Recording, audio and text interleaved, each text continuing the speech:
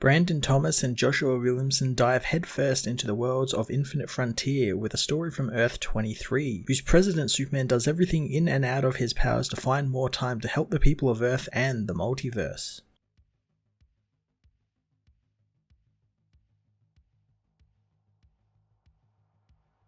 Brandon Thomas and Joshua Williamson expand on Williamson's Infinite Frontier storyline and explores one of the universes glimpsed at in the multiverse in a story that does a fantastic job of introducing new readers to Calvin Ellis and his world and what his Superman is like, while also further building up things like Justice Incarnate and larger threads, which will no doubt be a big part of the Infinite Frontier event coming up this summer. I really enjoyed Calvin's take on how to use his powers, wanting the people not to fully rely on him and them and sort all of their own problems out themselves, pushing them to apply themselves to think up solutions to their own problems and be the best they can be. It's a great twist on some classic Superman characteristics and doesn't change anything, but rather digs a little deeper into what we usually get in the mainline Superman books.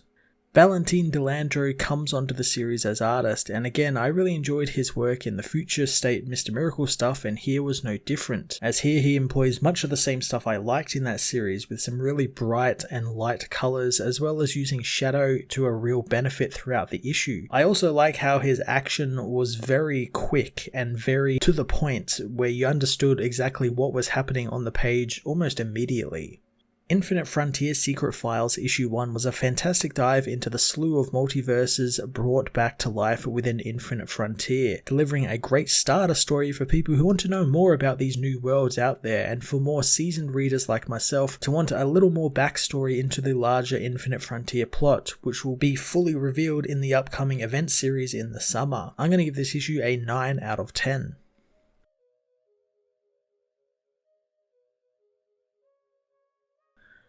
Infinite Frontier Secret Files Issue 1 finds Director of the DEO Mr. Bones working away in his office, telling his assistant he doesn't want to be disturbed as he picks up an audio tape of Cameron Chase's report on Calvin Ellis, playing it and learning of the Superman of Earth 23 and how he took a unique approach to protecting humanity by becoming the President of the United States. On Earth 23, Calvin is glad that he was taught how to deactivate his enhanced hearing by the Superman of Earth 24, since there are times when the people around him need to come up with their own solutions, but upon reading their lips, he can see that they need a different approach to this. He knows that with every lunar cycle, the alien armada above them comes back and attacks Moon 3, and they need a proper response, but the people can't see it and can't see past their own fears, and like so many of their problems, this is just another job for Superman. Calvin tells his aides that he prefers their approach doesn't involve the intervention of Superman, since he's growing uncomfortable with their over-reliance in his powers, and he has impossible enemies and responsibilities put upon his shoulders. And what if he was to become lost and trapped, or what if Superman was to die on one of these missions? Jimmy asks what he wants them to do then, so Calvin tells his vice president to settle their fears and work together. Calvin leaves with Courtney and Kellex, telling the others to return to their deliberations, and he expects a credible response by the end of day. Courtney doesn't think that it was wise, but Calvin tells her that they need invention to happen here, since she is one of the few who know of Justice Incarnate and what they face, so the people and her need to be ready for the worst. Courtney hopes that nothing will happen to him, since she's become quite fond of Superman and the world needs him, but Calvin knows that they have everything they need, and sometimes they just need to be reminded of that, and luckily Jimmy will guide them to the only answer, and they will remember that Superman doesn't always need to save the day. Courtney hopes that Superman will, and Calvin knows that he will forever, telling Kellex that they have a busy day ahead. Calvin takes off to battle Brainiac in Metropolis, telling Kellex to let Machine Head know that he'll be late. Calvin remembers how he used to have robot duplicates to take over from him from time to time when the multiverse's problems were too big, but then the Brainiac OS broke free and corrupted the algorithm of the robots and almost started World War IV. The code, however, wasn't fully destroyed, and it is persistent as he smashes the robot down, telling Kellex to let Perry know he will repair the damage later. As he helps Machine Head in the House of Heroes, Calvin knows the problem is time, which is why why he's working with the hero of Earth 8 to try and find more of it. After a quick prayer session with his parents in Smallville and a lunch with the Markovian ambassador, Superman battles Kryptonite Man, who beats the hero down, but while he's down for the count, Calvin quickly suits up in his radiation suit, smashing the villain in the face and taking him down before racing off to stop a runaway stealth bomber from crashing into a baseball field. He knows the Brainiac OS has never attacked twice in one day, making him know he needs more time. After the attack, he holds a press conference at the White House addressing the rumors of what's happening near Earth 3 with aliens. Calvin says that everything that's happened today was unexpected distractions and they are fighting to catch up. Later in downtown LA, Superman races to stop another multiversal breach, returning almost an hour later, beaten and bloody. Kellex tells Calvin that his tussle with the Kryptonite Man begun a domino effect, and while he was ahead of everything up until then, he is now behind. Calvin doesn't want to know any more, only what he has forgotten. Just after 4 PM, he helps fix the Daily Planet's globe, promising a little girl nearby that he'll help find her dog, quickly getting the dog back to the little girl before meeting with his team back at the White House, learning they know exactly what they need to do. Calvin is impressed, telling everyone to get a good night's sleep since tomorrow they do it all again. Later, Calvin meets with Courtney again, learning that the woman didn't really believe that they could do this. She says that she can see that he is bruised and injured in his day and knows that he couldn't find extra time. Kellex quickly shoos the woman away with a countdown, prompting Calvin to tell him to play nice as he opens a portal into the Margin, a dimensional space the Black Martians used. Calvin knows that this is a space used to heal the trauma from telepathic intrusion, so any day he can, he takes every bit of time that he's stolen to get away there. For nearly 4 minutes, Calvin Ellis and Superman cease to exist, and soon the renewal begins, with the Calvin Ellis that emerges from the Margin being better than the one before that morning. And this Calvin is ready to do everything all over again, even if it's too much, and this new Calvin Ellis is prepared for the never-ending battle. Later on Moon 3, Superman stops the invading armada as Director Bones stops his tape, telling his assistant to wipe his schedule since he'll be there all day following up on Cameron Chase's reports, with his next tape focusing on Roy Harper.